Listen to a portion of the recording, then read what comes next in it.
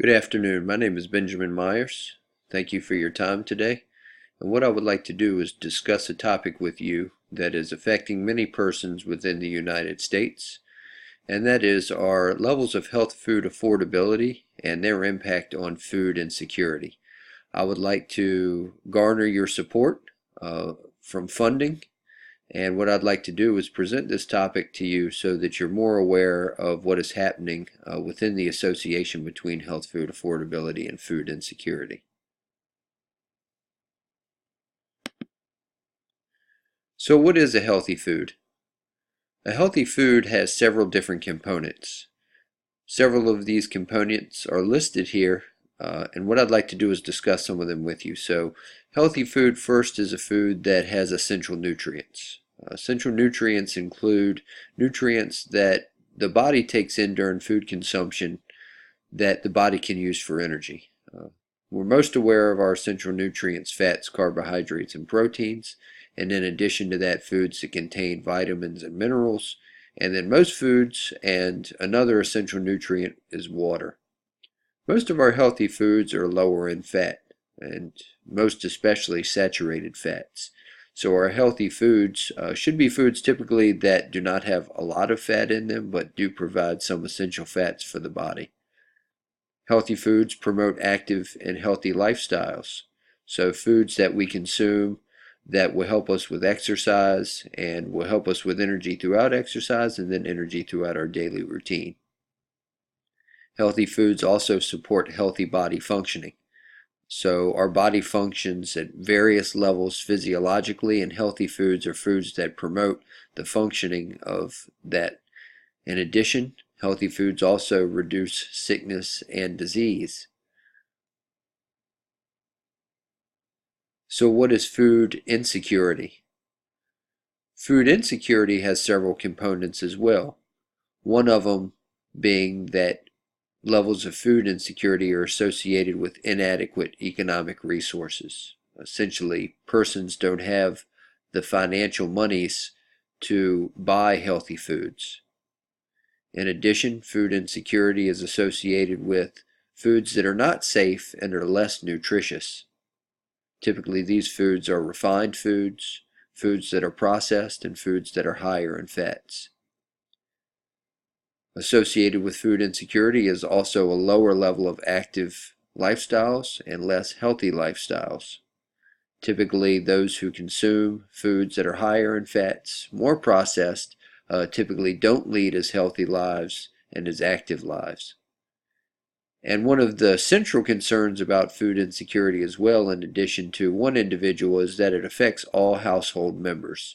So food insecurity is something that's not only affecting individuals within this country, but is something that is prevalent within all household members. There is a direct link and association from research on levels of affordable healthy foods and their impact on reducing food insecurity. So as healthy food becomes more affordable within homes of all socioeconomic classes, we see that food insecurity decreases. So why decrease food insecurity in the United States? By decreasing food insecurity, we can address several issues that will help us to function as a nation. By decreasing gaps between our social classes. Typically there are the haves and the have-nots, and then our middle class, and we're seeing that there is a direct gap increase between our social classes within the topic of food insecurity. While some persons are becoming more wealthy and have access to healthier foods, we're typically seeing also that foods are also becoming more expensive, and those who are lower on the socioeconomic scale are going through higher levels of food insecurity. We have reduced risks for health risks with decreasing food insecurity, which is important. Typically, foods that are higher in fat and are processed increase several risks that are related to health. So by decreasing food insecurity and supplying healthier foods, we can reduce health risks within the United States, which have significant impacts on healthcare systems and on levels of healthy and active lifestyles. By decreasing levels of food insecurity, we can increase our variety of healthy foods, which will have a positive association on this impact. In addition, we can increase the active lifestyles of persons within the United States by decreasing levels of food insecurity, which would directly impact levels of obesity in the United States. And as well, we'll have positive changes to the U.S. food system by focusing on providing healthier foods and decreasing levels of food insecurity. So there are many, many reasons that we should focus on decreasing levels of food insecurity by creating more funding for increasing levels of healthy foods. So why focus on food insecurity? What are some problems associated with it and some risks that come along with increased levels of food insecurity? It's important to address first that with increasing levels of food insecurity, we have increased risk for sickness and diseases. This is something that significantly impacts those who are experiencing food insecurity as well as those who do live healthy and active lifestyles, because the more persons we have in this country that have increased sickness and disease, the more it impacts all of us. Another problem associated with food insecurity is that we continue to increase the gap between our social classes. This has significant social impacts overall as a country, and we need to make sure that we address this issue and decrease the gap between our social classes. Another problem associated with food insecurity is that food insecurity is typically associated with less variety of foods, and even more so, less variety of healthy foods.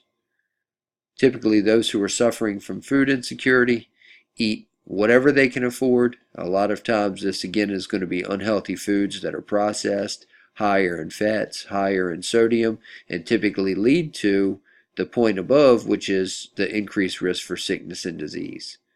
In addition, as food insecurity increases, we also have less active lifestyles, and this has a major impact on people's weight.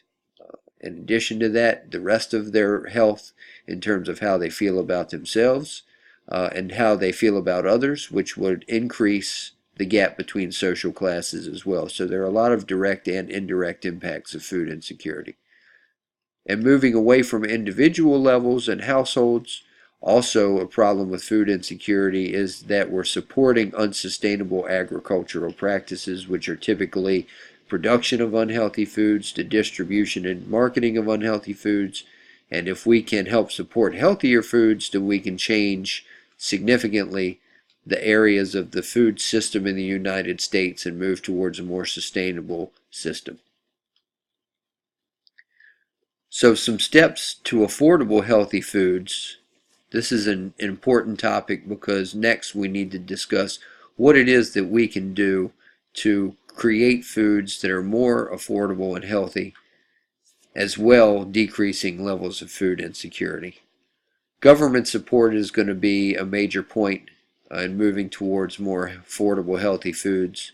Local, federal, and state levels, government subsidization is going to be very important. In-store promotion, so stores getting on board and promoting healthier foods, putting healthier foods on sales, and trying to persuade purchasers to move towards healthier food options. Retail discounts, essentially what's pictured here, putting healthier foods on sale, putting more healthy foods in front of consumers.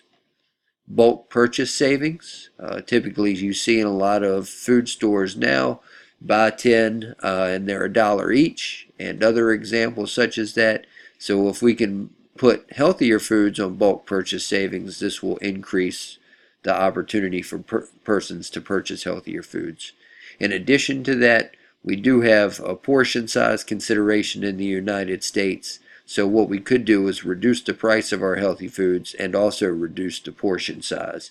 Therefore, we can address two different issues that would help support reducing levels of food insecurity. There will, of course, be challenges to reducing food insecurity. There are going to be several pressures from different players within the U.S. food system currently. Many food companies will be reluctant to move towards providing healthy foods because a lot of their profit comes from the current sale of unhealthy foods. The producers that give the foods to these food companies are also going to be a little reluctant to get involved in providing healthier foods if the profit margin will be higher for providing unhealthier foods. Food stores as well, grocery stores and others that sell foods, and then fast food restaurants especially. Typically here in the United States, fast food restaurants are associated with unhealthy foods that are typically more processed, higher in sodiums, higher in fat, so they're definitely going to have an interest in keeping their profit margin high and supplying unhealthy foods. And then there is a cultural difference that needs to be addressed. Because the United States is so diverse in terms of its culture, we need to make sure that culturally aware of what we're doing and how we promote the purchase and association with healthier foods to meet the cultural demands associated with what's happening in the United States. There are several different players who should be involved in this movement towards providing healthier foods to reduce risks of food insecurity. Consumers would be a large portion of the focus. Consumers are a lot of the consideration for supply and demand. Federal, state, and local governments are also going to be asked to be included in making sure that we supply healthier foods so that we can reduce the risks that are associated with food insecurity. Food stores as well, those willing to come on board and start promoting healthier foods. Food producers, processors, and distributors, which are a part of our larger U.S. food system, will have to become involved in this cultural change and shift, or paradigm shift, if you will, towards more healthy food supply to reduce levels of food insecurity, and special interest groups as well. And it's important to point out at this time that a collaboration among these different areas is probably going to be most effective. And then where will our level of funding come from? We're going to need government subsidization, which is providing subsidies throughout the U.S. food system to create more affordable levels of healthy foods to reduce food insecurity. Monies could also come from grants and monies provided at the local level, which is going to be a very grassroots effort to support our healthy food distribution and supplying that to food stores and other areas to reduce levels of food insecurity by providing healthy foods. And we need to broaden our scope based on the success that we have at smaller levels. In addition to the information that I have given you, there are several web resources that would help in understanding levels of food insecurity and how that can be reduced by providing healthier foods. Two notable resources that can be referenced are the U.S. Food and Drug Administration. Their website is outstanding for doing more research on what food insecurity is and how levels of providing healthy foods may impact reduced levels of food insecurity.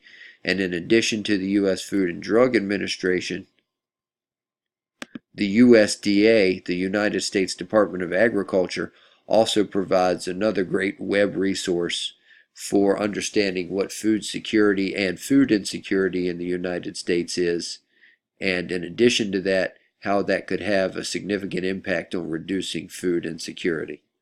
So thank you for your time and attention, and hopefully you will become a supporter of our movement towards providing healthier foods and reducing levels of food insecurity.